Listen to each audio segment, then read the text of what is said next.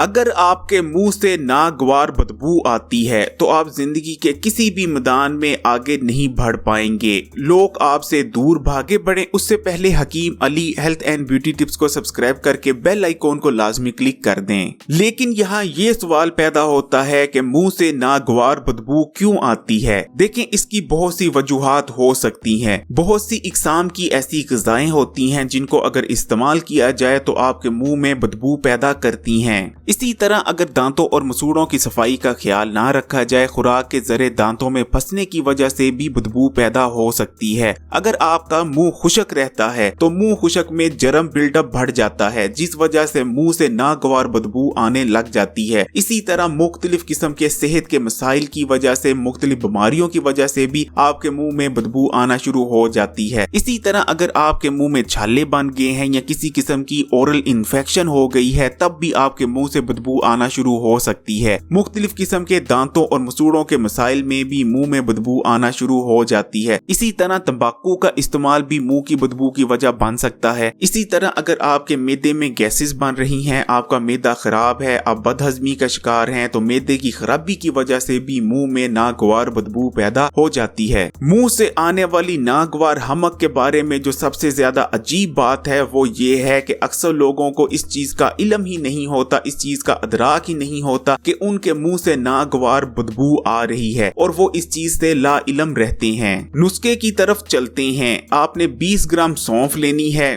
20 gram بڑی الائچی لینی ہے، 20 گرام سفید زیرہ لینا ہے اور 40 گرام آپ نے گڑ لینا ہے. ان چاروں چیزوں کو لے کر اچھی طرح کوٹ کر ان کا سفوف تیار کر لیں اور اس سفوف کو کسی صاف بوتل میں ڈال کر محفوظ کر لیں. اس نسخے کا آپ نے استعمال کیسے کرنا ہے طریقہ کار نوٹ کر لیں. صبح کے وقت آپ نے آدھا گلاس پانی لینا ہے اور اس میں 1 لیمبو کا رس شامل کر لینا ہے اور اس کے بعد اس پانی سے اچھی طرح کلیاں کرنی ہیں. کلیاں کرنے کے بعد آپ نے اس نسخے کا 1 چمچ اچھی طرح چبا کر کھانا ہے بنا پانی کے. اگر آپ کے منہ سے زیادہ بدبو نہیں آتی تو دن میں 1 مرتبہ بھی یہ عمل کافی رہے گا. لیکن اگر آپ کو شدید منہ کی بدبو کا مسئلہ ہے تو دن میں 2 دفعہ آپ نے یہ عمل کرنا ہے، 1 دفعہ صبح اور 1 دفعہ شام کو. اس نسخے کو تیار کرنے کے لیے بڑی الائچی کا استعمال کیا گیا ہے. بڑی الائچی میں منہ سے آنے والی بدبو کو دور کرنے کی زبردست صلاحیت موجود ہوتی ہے. بڑی الائچی نہ صرف منہ میں پائے جانے والے ان بیکٹیریا کا بخوبی خاتمہ کرتی ہے جو منہ میں بدبو پیدا کرنے کا باعث بنتے ہیں، بلکہ تھوک میں پائے جانے والے بیکٹیریا کا بھی خاتمہ کرنے کے لیے بڑی الائچی کا استعمال بہت زیادہ موزوں رہتا ہے.